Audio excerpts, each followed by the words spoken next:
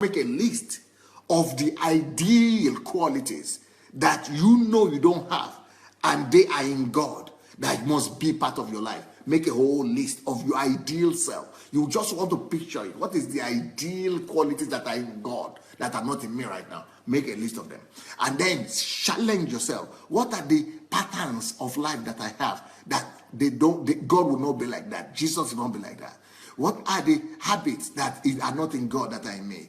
What are the character traits? What are the value systems? What are the belief systems? What are the things that that I am doing right now that they are more of because of my African background, or because of my family background, or because of my educational background, religious background? What are the things that don't really rhyme?